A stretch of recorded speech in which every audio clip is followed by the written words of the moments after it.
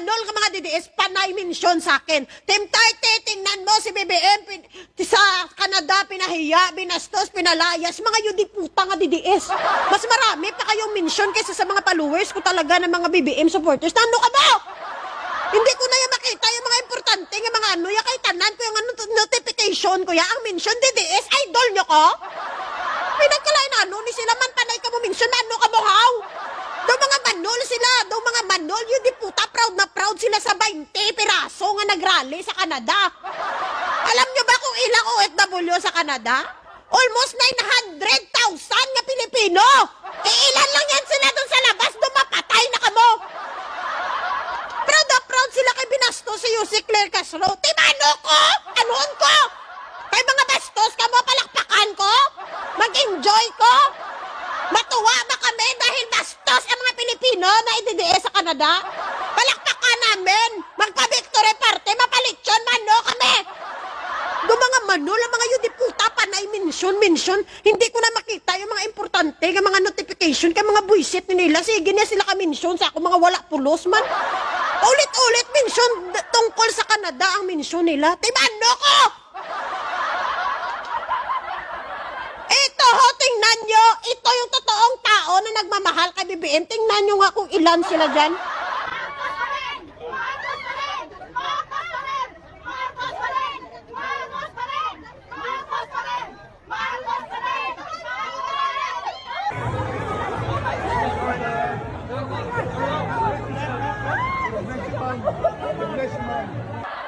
Tingnan nyo. Ha? Tingnan nyo kung ilan piraso ang mga tao na nandyan na sumalubong sa Pangulong Marcos. Ikumpara nyo doon sa mga DDS na nasa labas na parang mga yudipuga doon, mga pulubi. Alam mo yung ikaw nasa Canada ka na pero mukha kang basurira sa Pilipinas? Tapos dinamay pa ang jowa ni nga nagaluto biryani? Dinamay pa nila sa rally-rally nila para magbuka silang marami. Tapos proud na proud kayo na 20 kayo dyan? Wala kayo dapat ika-proud sa ginawa ng mga kauri nyo. Tandaan nyo, bawat Pilipino na OFW ang dala-dala natin pangalan ng Pilipinas. At dahil sa mga ginagawa ng ating mga kapwa OFW na dadama yung mga matitino, tandaan nyo yan.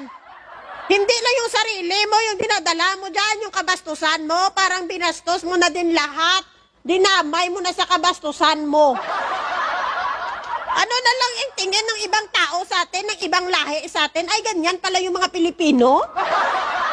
Nakalimutan nyo na yung GMRC nyo, pagtungtong nyo dyan sa Canada, yung di puta ka mo dahil Duterte, kayo yung mag-iingay kayo ng ganyan, magbabastos kayo.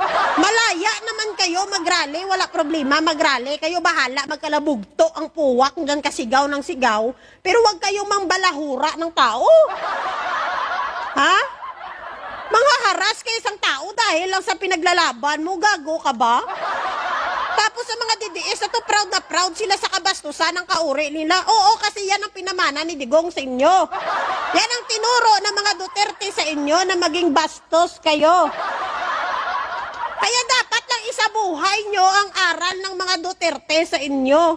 Kasi yan yung pinangaral sa inyo, dapat isabuhay nyo yan. Diba? Ang hiling ko lang dito, mga DDS, pwede ba? Tigilan nyo nakaka-mention sa akin sa Canada. Kaya napahiya na kayo doon.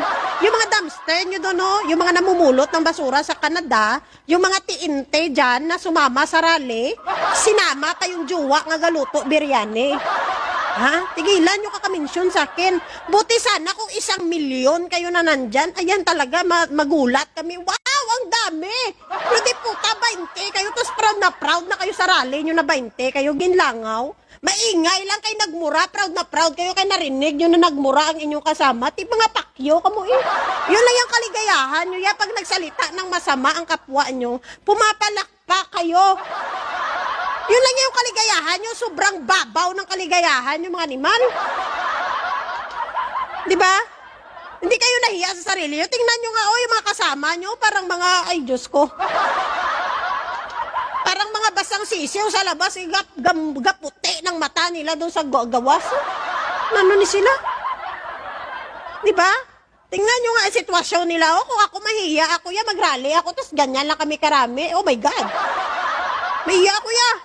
Buti sana kung rally nyo marami, kayo hindi ka makilala ng mga tao. Pero yan, ang ilan lang kayong piraso, tapos sigaw lang na sigaw ka doon, tapos ang pinaglalaban mo yung kulto. Eh, tigilan nyo ka kaminsyon sa akin doon, mga manul, kamo mga yudiputa, kamo. Tigilan nyo ako didiis. First time nyo makakita rally? Or first time nyo nakakita rally nga 20 lang sila? Doon mga manul, kamo.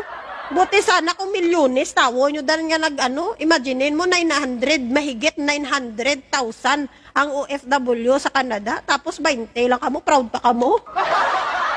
Mahiya kayo.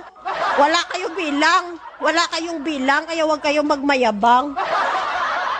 Yun lang yung proud kayo na nagmumura, yun lang. Yun lang yung kaya nyong ipagyabang, yung pagmumura nyo at pagbabastos nyo. Yun lang yun. Pero yung sabihin na bilang ng numero, hoy Diyos mio. Kung talagang maraming DDS dyan sa Canada, bakit 20 lang kayo? At bakit kayo sumasama ng mga nagbibinta ng biryani dyan? Mukha pa nga yung pulubi ang nakuha nyo eh. Saan nyo ba napulot yan? Mukhang nag-uukay ng mga basura yan sa Canada. Hindi porket sinabi natin Canada, mayaman na. Ang iba dyan namumulot lang din ng basura para mabuhay. Tigilan nyo kami. Marami kayang dumpster dyan.